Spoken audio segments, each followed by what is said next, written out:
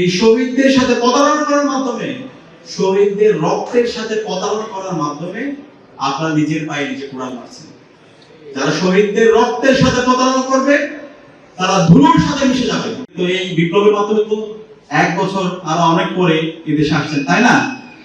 এরপরে আজকে যিনি স্বরাষ্ট্রমন্ত্রী হয়েছেন তিনি শিলং থেকে আসলেন। আজকে যারা অন্যান্য মন্ত্রী হয়েছেন তারা এই বিপ্লবের মাধ্যমে তারা মন্ত্রী হয়েছেন, এমপি হয়েছেন, কিন্তু আজকে জুলাই বিপ্লবকে তারা ধারণ করছে না। আজকে 6 মাস হচ্ছে এই সরকার নির্বাচন হওয়ার পরে এই নির্বাচনের যে প্রধান দাবি ছিল গণভোটের যে জনরায়, সেই জনরায়কে তারা স্বীকার করছে। আজকে 6 মাসও যে জুলাই স্মৃতি জাদুঘর যেটা গত বছর প্রস্তুত হয়েছিল সেই জুলাই স্মৃতি জাদুঘর তারা এখন পর্যন্ত চালু করতে পারেনি। বসুন্ধরা ডায়াপেন্ট এখন আরো উন্নত। এই হট এয়ার থ্রো টপশিট দ্রুত শোষণ করে সোনামণিকে দেয় কোমল অনুভূতি। আজকে শহীদদের যে জুলাই স্মৃতি ফাউন্ডেশন আছে সেটা আর চলছে না। সেখানকার যারা স্টাফ আছে, কর্মচারী কর্মকর্তা আছে, তাদের বেতন দিতে পারছে না। আজকের যে ক্যাম্পাসগুলো জুলাই বিপ্লবের মাধ্যমে গণরুম গ্যাস মুক্ত হয়েছে, আবার ছাত্রদলের সন্ত্রাসীরা গণরুম গ্যাস কালচার তৈরি করার মাধ্যমে আদুবাইদেরকে, অছাত্রদেরকে ক্যাম্পাসে জায়গা করে দেওয়ার মাধ্যমে আবার হলগুলো দখল করতে চাই। আজকে বিপ্লবের মাধ্যমে ছাত্র সংসদ নির্বাচন হয়েছে, 5টা ছাত্র সংসদ নির্বাচন হয়েছে। পরবর্তীতে আমাদের আরো 2টা ছাত্র সংসদ নির্বাচন, শাহজালাল বিজ্ঞান প্রযুক্তি বিশ্ববিদ্যালয় ছাত্র সংসদ নির্বাচন এবং বেগম রোকেয়া বিশ্ববিদ্যালয়ের ছাত্র সংসদ নির্বাচন তারা বন্ধ করে দিয়েছে। এই হলো তাদের অবস্থা। তাহলে এটা কি নতুন বাংলাদেশ নাকি পুরানো ফেসিবাদ?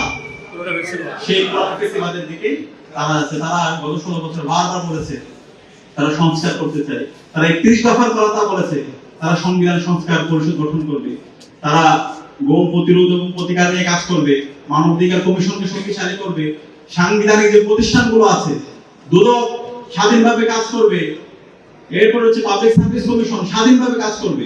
কিন্তু আজকে তারা আসার পরে সকল অধ্যাদেশগুলো তারা বাতিল করে দিয়েছে। আপনারা জানেন তো এই যে তারা যেটা করছে, পিএসসি কে তারা আবার দলীয়করণ করছে।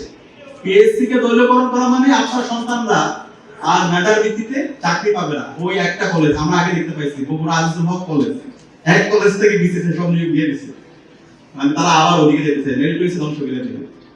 তারা আবার দুদককে দলীয়করণ করছে।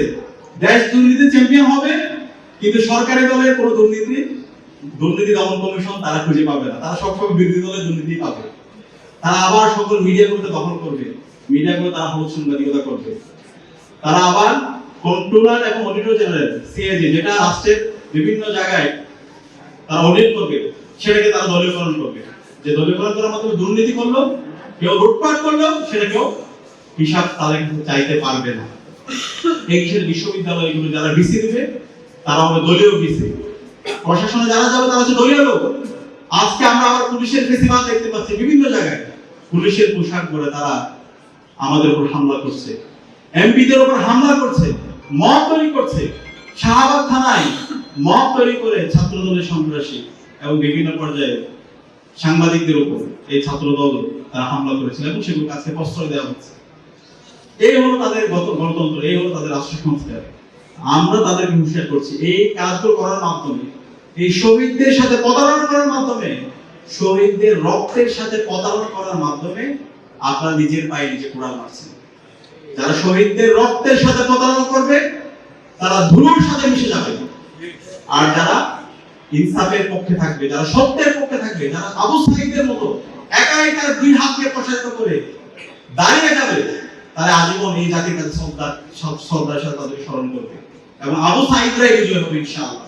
আবু সাঈদের ইনসাফের বাংলাদেশ ও আগামীর বাংলাদেশ। যে জুলাই বিপ্লব এদেশের তরুণদের মাধ্যমে হয়েছে, সেই তরুণ প্রজন্ম, সেই জেনজির আগামী 30-40-50 বছর বাংলাদেশের রাজনীতি করবে। তারা দেখেছে কিভাবে জীবন দিতে হবে, তারা দেখেছে কিভাবে প্রতিবাদ করতে হবে, তারা তাদের চোখের সামনে তাদের ভাইকে, তাদের বোনকে হারাতে দেখেছে। তো এই জেনারেশন যতদিন বেঁচে থাকে, তারা যারা জুলাইয়ের সাথে প্রতারণা করবে, জুলাইয়ের সাথে যারা গাদ্দারি করবে, তাদেরকে এই বাংলাদেশে তাদেরকে ছাড় দিবে ইনশাআল্লাহ। সুতরাং বিএনপির এখন সুযোগ আছে, তারেক জিয়া সরকারের এখন সুযোগ আছে, আমরা তাদের করবে এখন সুযোগ আছে।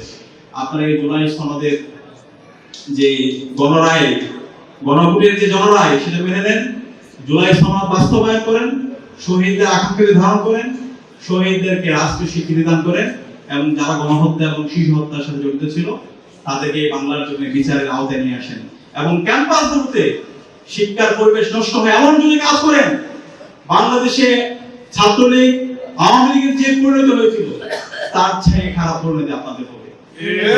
অনুরোধ করবো, সুযোগ আছে, এমন কোনো কাজ করেন না যেটার মাধ্যমে আপনাদেরকে সারা জীবন মানুষ ঘৃণা করে।